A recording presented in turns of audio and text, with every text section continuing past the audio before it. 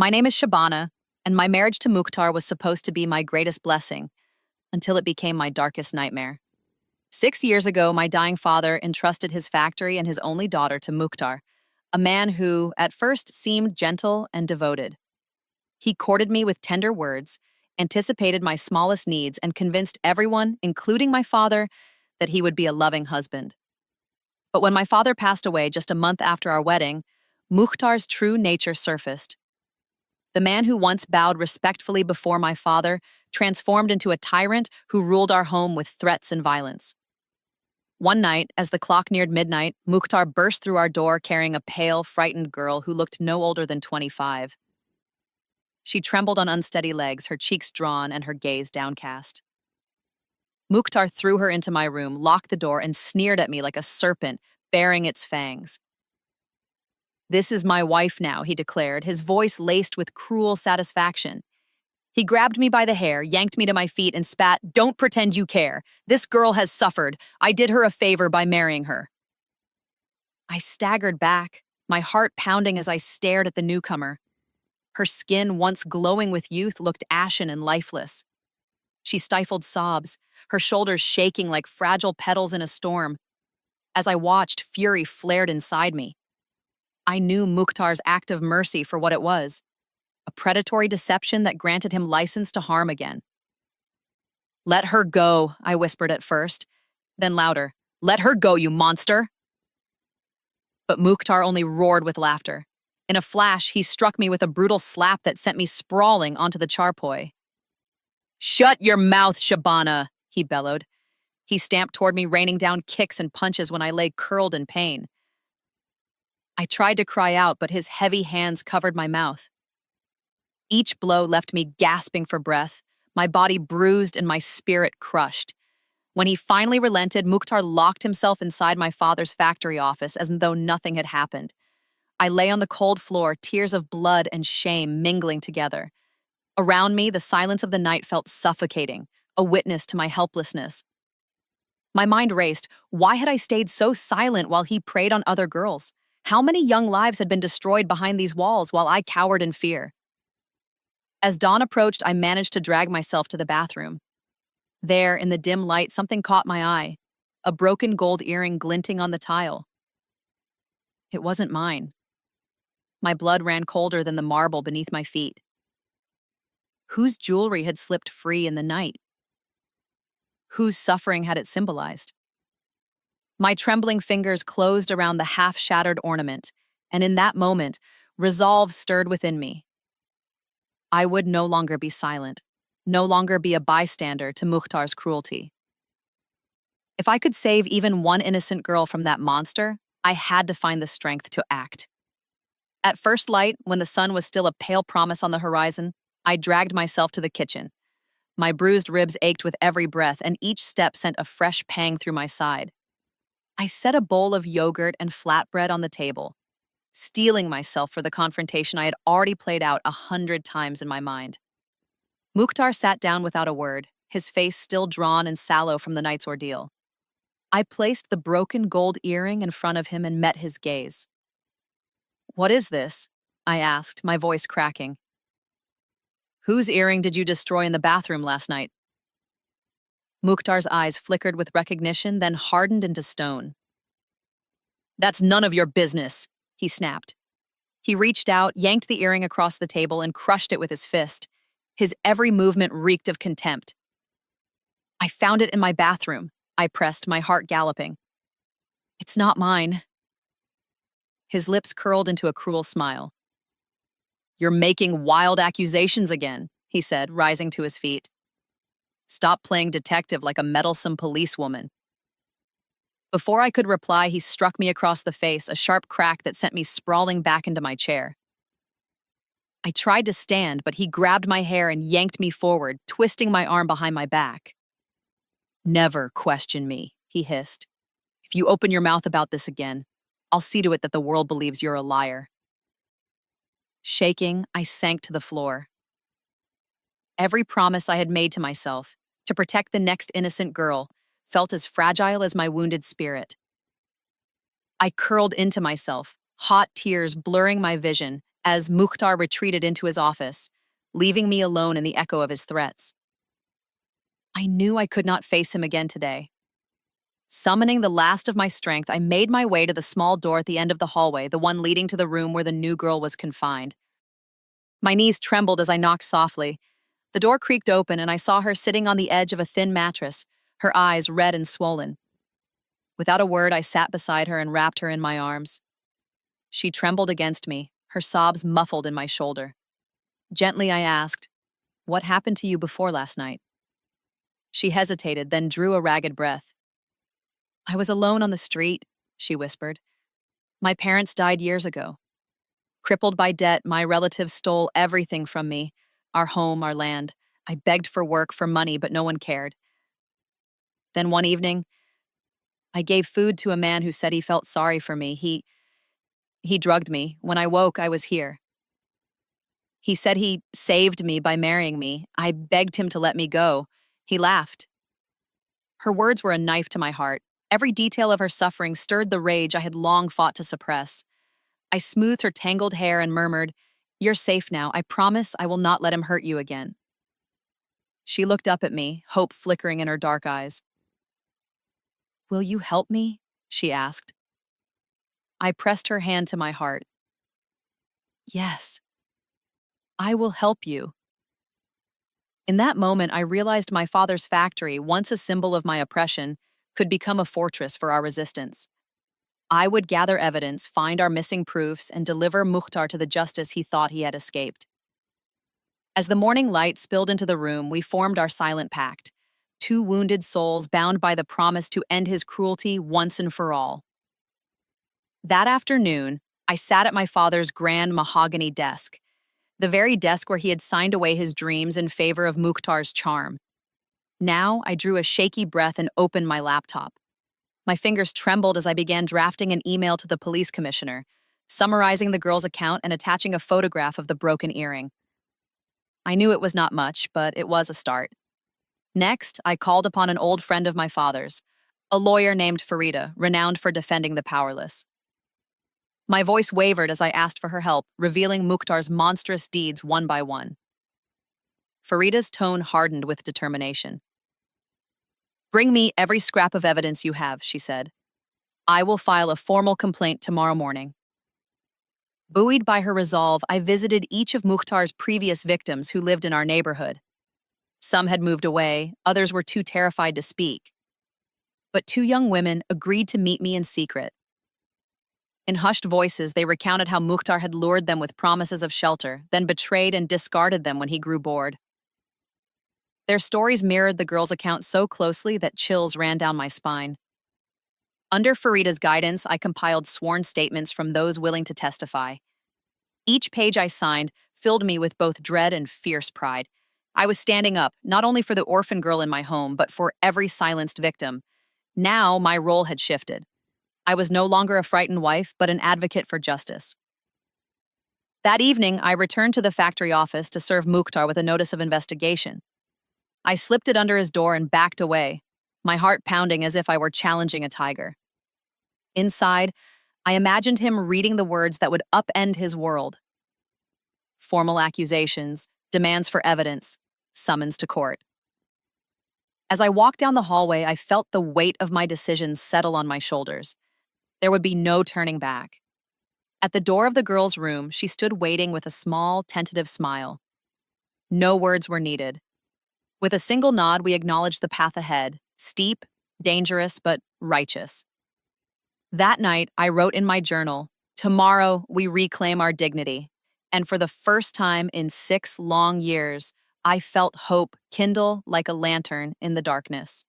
Late that night, a storm raged both outside and within our home. Word had spread through the neighborhood that police were on their way to serve Mukhtar with an arrest warrant.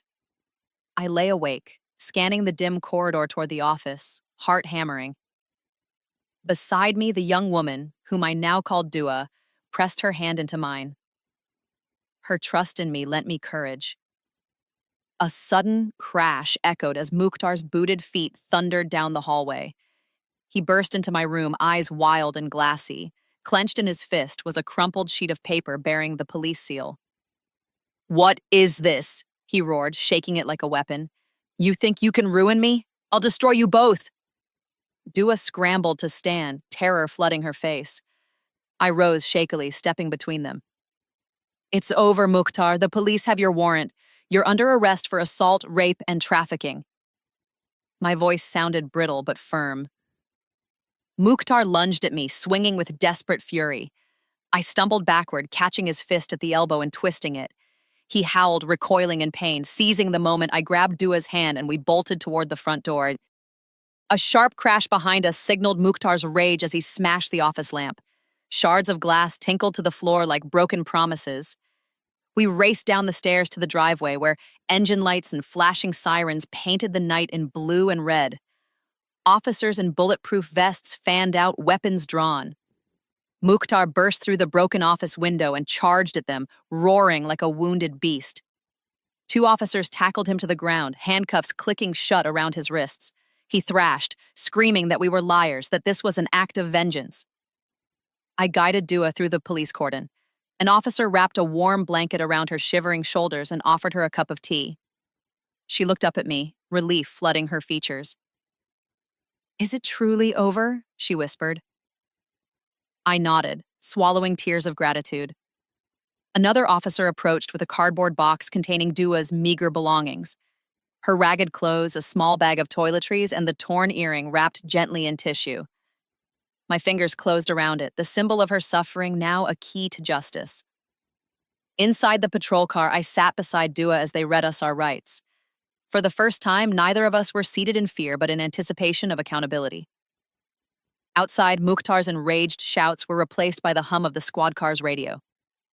Two more victims, drawn by the commotion, stepped forward to provide statements. Their expressions trembled between fear and relief, just as mine had hours before. As I clasped Dua's hand, I felt a profound shift. Despair had given way to justice. The storm outside had passed, leaving the air crisp and charged with hope. Tomorrow morning, the judge would hear our case. But tonight, in the quiet of the back seat, I closed my eyes and exhaled years of fear. I had saved one innocent life.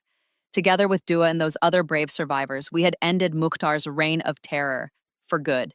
At dawn's first light, I arrived at the magistrate's court, guided by Farida, my resolve as steady as the early sun. The marble steps gleamed underfoot, and I could feel the gravity of every witness who had walked here before me. Dua clutched my hand, her knuckles white but determined. Around us, other victims huddled in a silent circle of support. Inside the courtroom, tensions crackled like electricity. Mukhtar sat shackled at the defense table, his face a mask of fury and disbelief.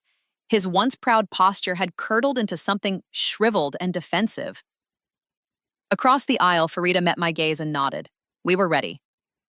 The prosecutor, a stern woman named Inspector Rehana, outlined the charges: rape, unlawful confinement, and the exploitation of vulnerable minors.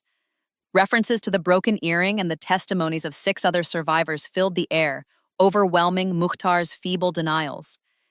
Each time he opened his mouth, his words sounded hollow, even to his own ears. When it was our turn, Farida guided me to the witness stand. I swallowed, feeling the weight of every word I was about to speak. The judge peered at me over his glasses, his expression neutral but expectant. Taking a deep breath, I recounted the night I discovered the orphaned girl in my room, the violence I endured when I tried to protect her, and the broken earring that led me to uncover Mukhtar's crimes. My voice wavered only once. When I described the moment, blood pooled beneath me after his final blow. Even then, I did not stop. Next, Dua took the stand.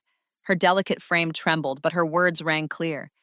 She described the cold, drugged haze into which she had fallen after accepting a meal on the street and how Mukhtar had rescued her with a forced nikah. When she produced the torn half of the gold earring, her evidence glinted in the courtroom lights. Murmurs rippled through the gallery as the judge examined the broken piece. One by one, the other survivors stepped forward, each retelling a variation of the same nightmare. Promises of care followed by betrayal and brutality. Behind their tear-stained faces shone a fierce determination to see justice done. With each testimony, Mukhtar sank further into his chair, shame and fear overtaking his earlier arrogance.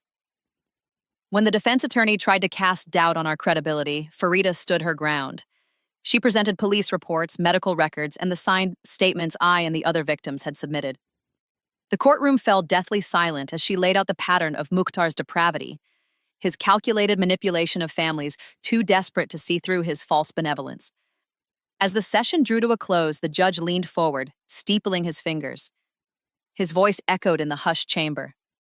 Given the overwhelming evidence and the consistency of the testimonies, the court finds probable cause to continue this case. Mr. Mukhtar, you are remanded to custody until trial. A collective exhale swept through the courtroom. I felt Dua squeeze my hand, tears of relief spilling down her cheeks. Outside, I looked back at the courthouse steps, imagining all the women who would read of our victory and find the courage to speak. Today, justice had won its first battle, but our fight continued, yet I knew with every ounce of conviction in my being that tomorrow would be brighter. 3 months passed in a blur of legal proceedings, media attention, and quiet moments of healing. I often found Dua and me sitting late into the night in my father's old study, reading letters from survivors we had met, women and girls who wrote to thank us for giving voice to their suffering. Each letter felt like a small victory, a reassurance that our struggle had meaning beyond our own rescue. The day of Mukhtar's sentencing arrived with a heavy hush over the courtroom. As we took our seats among relatives and advocates, I felt a tremor of nerves in my chest.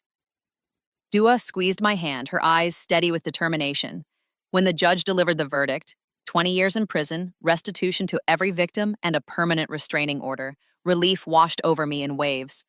I hardly noticed Mukhtar's ragged shout or the way the deputies led him away, head bowed in defeat.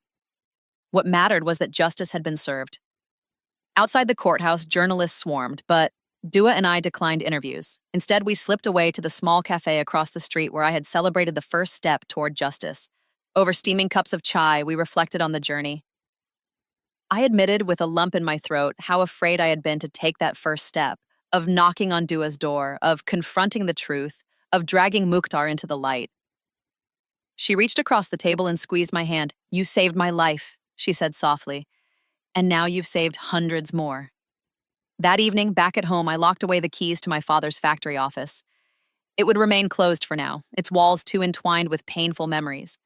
Yet I felt a stirring of purpose that went beyond pain. I called Farida and proposed a new venture: convert a portion of the factory's land into a shelter and community center for survivors. Farida agreed enthusiastically, promising to help with legal frameworks and nonprofit registration. For the first time since my father's death, the factory seemed like a vessel for something true and good. In the weeks that followed, we scoured the neighborhood for a suitable building. We settled on an abandoned guest house a few blocks away. With help from friends and sympathetic neighbors, we cleaned its dusty halls and painted its walls in warm pastels. Dua led the design of private rooms and communal spaces where women could gather, share meals, and access counseling. I coordinated funding and logistics, negotiating with suppliers to donate furnishings and food. As word spread, survivors began arriving, some with families, others alone, clutching nothing but a small bag of belongings. In their eyes, I saw fear, loss, but also flickers of hope. We welcomed them with tea and gently guided them through the process of healing: medical checkups, legal aid, counseling sessions. Watching them reclaim their sense of safety, I felt my own heart mend bit by bit. The nightmares of that night when I first found Dua in my room no longer haunted me. Instead, they fueled my resolve. One evening, as I turned the lock and closed the day's work, Dua approached me at the doorway. She smiled, fatigue etched around her eyes, but joy shining through. "Together," she said simply. I nodded, tears pricking at my own eyes. "Together," I agreed, knowing that from the ashes of our shared past we were building something strong and enduring, an unwavering refuge against the darkness that once threatened to destroy us. The community center, named Safe Harbor, opened its doors on a bright spring morning. A ribbon of deep green ribbon fluttered across the entrance, held steady by survivors wearing embroidered shawls they had crafted in our sewing workshops. Local dignitaries and human rights activists lined up to cut the ribbon, but it was the survivors themselves who walked through first, their steps hesitant yet determined. I watched from the side, my heart swelling with pride. Inside, the air buzzed with activity. In one room, young girls learned self-defense techniques from a former athlete. In another, middle-aged women attended vocational training sessions on tailoring and computer literacy. In the common hall, a circle formed for weekly support group meetings, safe spaces where stories were shared without judgment, where healing began through empathy and solidarity. Dua greeted each newcomer by name, offering a warm cup of tea and a hug that spoke of genuine sisterhood. Over lunch in the sunlit courtyard, I listened as one young mother described her fear of returning to an abusive household. I took her hand and said, "Here, you're safe. We will help you find work and start a new life." Her tears glistened in the sunlight as she nodded, hope renewed. These small acts of reassurance multiplied daily into something profound, a thriving community of survivors rebuilding their lives. At dusk, I often stayed behind to review paperwork and plan upcoming workshops. One evening, I found myself shoulder to shoulder with a volunteer teacher from a nearby university. We brainstormed plans for legal aid clinics, guest lectures on women's rights, and outreach programs targeting remote villages. The possibilities stretched out before us like a map to a better future. Later, I climbed to the rooftop terrace with Dua, where we watched the city lights spring to life. In the distance, the factory where Mukhtar once held power cast its silent shadow. I took a deep breath, feeling the cool evening breeze fill my lungs. "I never imagined I could find peace here," I said, leaning against the low wall. Dua smiled. "Peace isn't built overnight," she replied. "But look how far we've come." Below us, the sounds of laughter and conversation drifted up, women sharing dinner, children playing under strings of lights. Safe Harbor was alive with resilience, its walls resonating with stories of survival and hope. I wrapped an arm around Dua's shoulders, thinking of the broken earring that first sparked our fight for justice. It seemed a lifetime ago, yet its shattered pieces had become the foundation of something whole and beautiful. As darkness settled, I whispered a silent prayer of gratitude, for my father's factory transformed into a refuge, for Farida's unwavering support, and above all, for Dua, the girl who reminded me that even the most fragile souls can rise from oppression.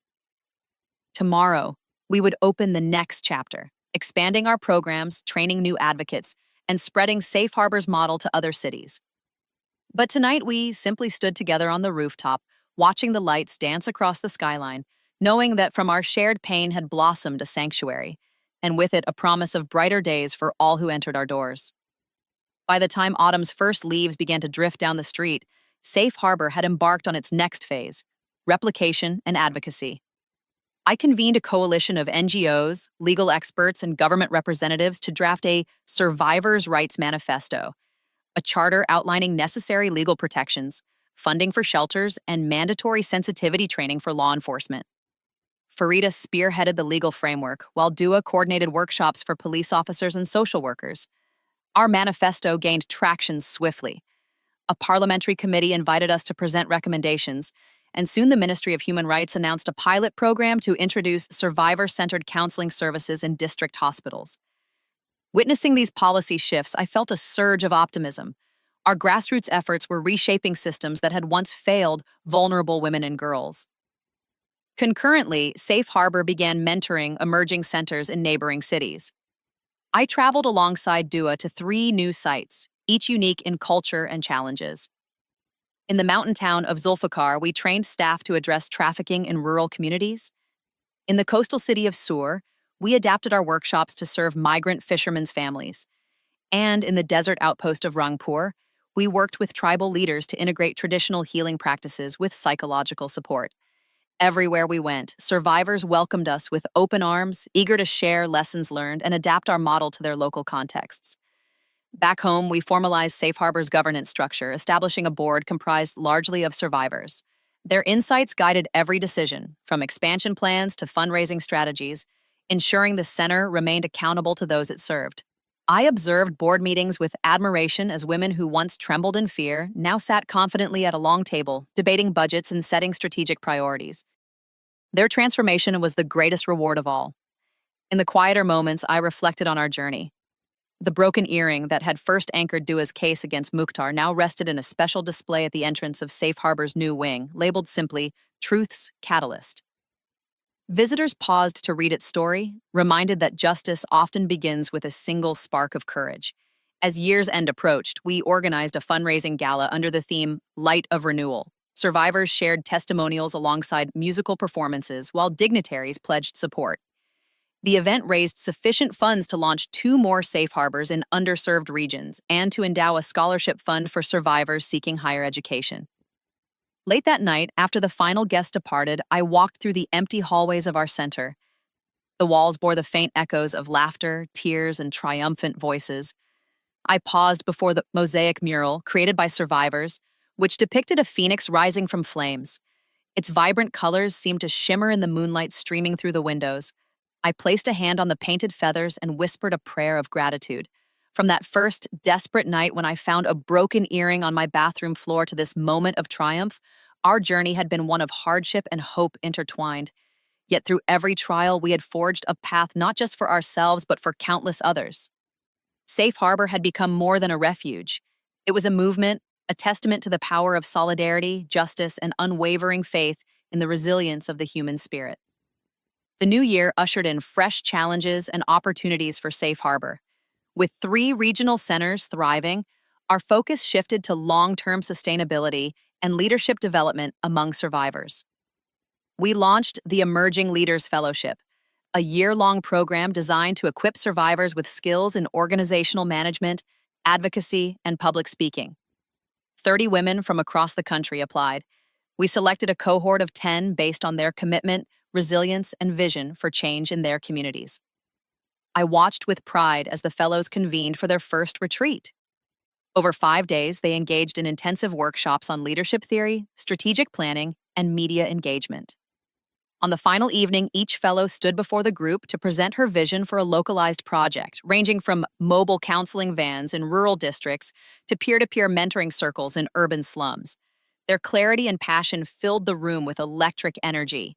When they invited me to speak, I shared my own journey, how a broken earring became the spark that ignited a movement. My words were met with heartfelt applause, and I felt the baton of change passing from my hands into theirs. Meanwhile, I deepened Safe Harbor's partnerships with medical institutions to integrate trauma-informed care into mainstream healthcare. A pilot program at the City General Hospital trained doctors, nurses, and support staff to recognize signs of abuse and to refer survivors to specialized services. When a midwife from the hospital recounted how she had used her new training to save a young woman from domestic violence, I realized that our influence was now extending beyond our walls, embedding compassion into the very fabric of public systems. At the same time, I remained mindful of the importance of self-care. Leading a movement born from personal trauma took its toll.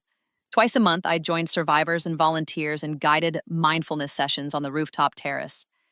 These evenings of silent reflection, accompanied by gentle stretches and the distant hum of the city, became sanctuaries for my own healing. I found solace in the communal calm, a reminder that to sustain others, I too needed rest and renewal. One evening, as dusk painted the sky in shades of rose, I received an unexpected letter, a formal invitation from an international foundation to speak at a global conference on gender-based violence. Their delegates had heard of Safe Harbor's model and wanted to feature our story among best practices worldwide. My heart leapt at the prospect of sharing our learnings on an international stage. I accepted, aware that by stepping into a new spotlight, I could amplify the voices of countless survivors far beyond our nation's borders. In the days leading up to my departure, I felt a mix of excitement and trepidation. Leaving Safe Harbor, even for a short time, felt like entrusting my beloved center to others. But I reminded myself, leadership was not about holding on tightly, but empowering others to carry the torch forward. As I packed my bag, Dua appeared at my door with a small gift, a framed photograph of our entire staff and fellows smiling beneath the Safe Harbor banner. "So, you can carry us with you," she said, her voice soft but certain. On the morning of my flight, I stood at the entrance of Safe Harbor and took a long, steadying breath. The doors swung open behind me, ready for the next chapter. With the photograph pressed close to my heart, I stepped into the waiting car, her image and the spirit of Safe Harbor lighting my path into a world eager to learn, to listen, and to join the fight for justice and healing. Months later, I returned from the global conference transformed. Presenting Safe Harbor's story among international advocates had been both humbling and empowering. Delegates from 4 continents expressed interest in piloting our model in their own countries, and several offered to fund collaborative research on survivor-led healing practices. When I stepped off the plane late at night, my phone buzzed with messages of congratulations from our board members, fellowship alumni, and even government officials who had attended my keynote. It felt surreal to see Safe Harbor's impact resonating so widely. The following morning, I arrived at Safe Harbor early to witness the daily bustle. Children rushing to the after-school program, artisans arranging their latest wares in the marketplace room, and counselors greeting newcomers with warm hugs. I paused in the courtyard, breathing in the familiar scent of jasmine and paint, symbols of both growth and renewal. Then, as if on cue, Itai, the Emerging Leaders Fellowship, convened beneath the canopy. Their faces lit up when they saw me, and applause erupted spontaneously. I stood before them, overwhelmed with gratitude, as they presented a new mural they had painted on the workshop wall. It depicted an open hand releasing a flock of birds, each bird representing a sister whose life had taken flight after finding refuge here. Over the next weeks, I focused on integrating the international partnerships I had forged. Virtual workshops connected our staff with counterparts in Kenya, Brazil, and the Philippines, enabling cross-cultural exchange of best practices. We co-developed a digital toolkit on establishing survivor-led shelters in low-resource settings, which was downloaded thousands of times in its first month. Each day brought messages from new communities eager to adapt our methods, a testament to the universal language of compassion and the solidarity. Yet amidst this outward momentum, I remained committed to the core of our mission, individual healing. I continued to sit with survivors in support circles, listening to their stories of triumph and setback. I witnessed a young mother secure a scholarship for nursing school, an elderly woman find her voice in public speaking, a teenager regain her confidence through art therapy. These personal victories reminded me that no policy or partnership could replace the profound power of human connection. One evening, as I prepared to give a lecture to the new fellows on organizational governance, I found myself jotting down a final reflection. True transformation begins when survivors themselves lead the charge. I shared this insight with the group, watching their eyes shine with recognition. In their leadership, I saw the culmination of our journey, from a frightened wife in a locked room to an empowered community of agents of change. That night, I stood on the rooftop terrace, gazing at the stars above the city.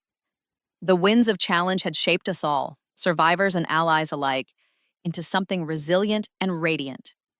Safe Harbor had grown from a single roof to a movement that spanned nations, yet its heart remained rooted in that first broken earring, the spark of truth that ignited a revolution.